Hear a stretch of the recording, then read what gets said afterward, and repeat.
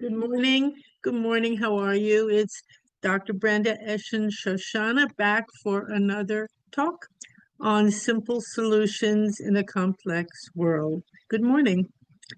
Actually, that's really all that needs to be said. Good morning. It's a good morning. It's a new day. The sun is shining and it's good. If we take it that way, if we see it as good, if we enter the goodness of it or look for the goodness of it, a lot of how we experience life really truly is up to us. Now, that might sound very, very strange, but actually it's true. You know, so much of our anxiety and our worry and our suffering is the thoughts, the feelings, the nervousness, the what if that goes on in our mind pretty much night and day, even if it's a beautiful morning and the sun is shining and the air is fresh and clear, but we have in our mind, but this could happen, that's going to happen, that did happen, that will happen, that won't happen. We think about it. How can I be safe? How can I deal with this? But what are you dealing with? That's the really important point. You're dealing with all these thoughts that endlessly, relentlessly absorb you. And I use that word very carefully, absorb you. They absorb me too. They absorb us. That's what thoughts can do if we allow them to. If we allow them to. It's a very interesting phenomenon. You know, usually what we see outside of ourselves happening is what we expect, what we fear, what we believe. Oh, that's what I thought was going to happen, and look, it's happening. It might not be happening at all. It might be a tiny something about it sparks that thought, that memory. That might not be what's going on, but it's going on inside of you, and so you immediately see it outside. You know, that harms many relationships. It really does. We project onto them whatever's going on in here. Maybe something happened in our former relationship that was so painful. And a little bit of something that person's doing is making us think of it again, and boom, we're 100% full out. Okay, this is happening again now. What do I do? Everybody goes through this. We believe that's going to happen again, and then we see it, we project it, we experience it. We as we believe, so we see. We believe what we see happening, and we see what we believe. So we're really pretty much living a life absorbed by our mind, our beliefs, our fears. We might see someone walking down the street who looks like she or he is part of a group that we have a whole lot of stories about. We're scared to death of them and blah, blah, blah. Immediately they become a representative of that, and we look at that person through difficult eyes. We see difficulty coming. If it's possible just to see them in the moment, fresh and new, walking down the street, the two of us, we can smile. We can see them as they are. At that moment, perhaps share a wonderful, warm smile with them. Perhaps that could very much alter their day, your day, their sense of themselves, your sense of yourself, and of your life in this world. I would suggest that a lot of our interactions are up to the way we view others, the way we're willing to see them. And therefore, they're really something that we ourselves can have a lot more control over. And I don't mean that in a bad way, but I mean we don't have to be at the effect of all what happened in the past, what we think is going to happen in the future. We don't have to be like a leaf in the wind, responding to everything that happens according to what we're thinking and not according to what's really happening. You know, that might seem strange to talk about it, but it's a very, very, very important distinction. when we can see that there are many, many, many ways to respond to a person, a situation, even a problem we might have that's occurring. We might say, oh, here it comes again. I'm finished. I'm done. I can't do this anymore. Or then we curl up or we become very distressed and we don't see any solution in that state. Or we could say to ourselves, oh, here comes this problem. It's coming to teach me something. I have an opportunity to grow now.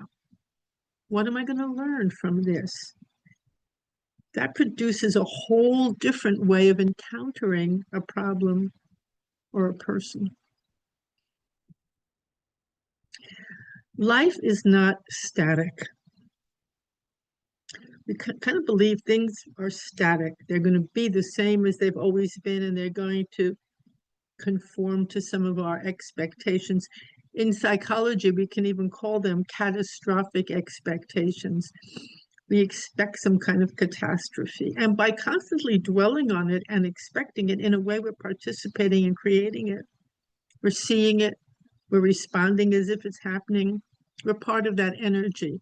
Now, I'm not saying that very difficult and even catastrophic things don't happen in the world. Yes, they do. Of course they do. And that's why we have this continual guard against them and fear. But I'm just suggesting an alternative to living in that state of mind all the time, because that state of mind blocks healing. It blocks our ability to see new possibilities. And you know what comes to me? It blocks our ability to be friendly to everyone, friendly to the world. I think everyone, no matter where they're from, no matter what their background, they enjoy a friendly encounter. They enjoy a smile. They enjoy a moment free of all of that stress. Deep down, we all really want to connect. There's no question. And deeper than that, we already are connected and we know it. We already are connected. We're all together in this. So when they say, and we're all together cooking,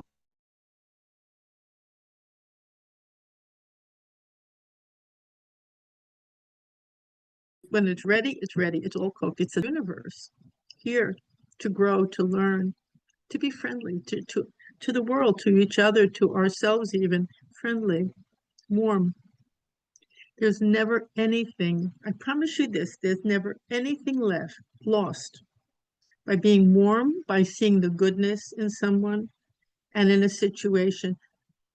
Nothing is ever lost, only gained. Sometimes, some years ago, some people would say to me, oh, when you look at it that way, you're a doormat. Anything can happen. They think, well, you're not seeing the truth, how dark and how bad everything is. You're being a doormat. Just the opposite is true. I've come to see that very clearly. We're in a way more like a doormat when we just let life trot all over us in terms of our expectations. But we're opening the door when we decide, no, I'm going to look for the good. I'm going to respond to the good. I'm not going to get caught up in my old ways of viewing things. I'm going to be a warrior for the good. It makes a big difference. You can have so many lovely moments and encounters in very unexpected places. And people respond to that. They feel it, and it brings that out in them as well. And it's so nice. Everywhere, wherever you are, the doorman, the grocery, the bus stop. Right now we're all very lonely, I think, disconnected because of many reasons. We're not going to get into all the reasons, but there's been a big disconnection between people that has pervaded our experience these past years more than most years. Divisions, families, divisions among friends, lack of trust. Are you on this side? Are you on that side? There's only one side, the side of love, the side of goodness, the side of happiness. That's the side we're all on, basically.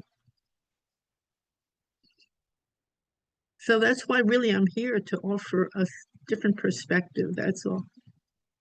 why I like coming here. I love talking to you. I really do. And I'm very, very grateful for all of you who come and listen. Thank you. And your comments, they mean a lot to me. So thank you for that too. Okay. I am working actually on a new project, which I'll tell you about soon, which I'm very, very happy about. And it's related to this. So anyway, right now, thank you for listening so much. And try it for today. Try just for today. Try for one day. Try for one moment. Try for one encounter. Look for the good. Let go of the feeling of danger and estrangement that surrounds everyone and you too. And and be available to something very different. Let me know how it goes. Okay. Thank you again and have a beautiful day.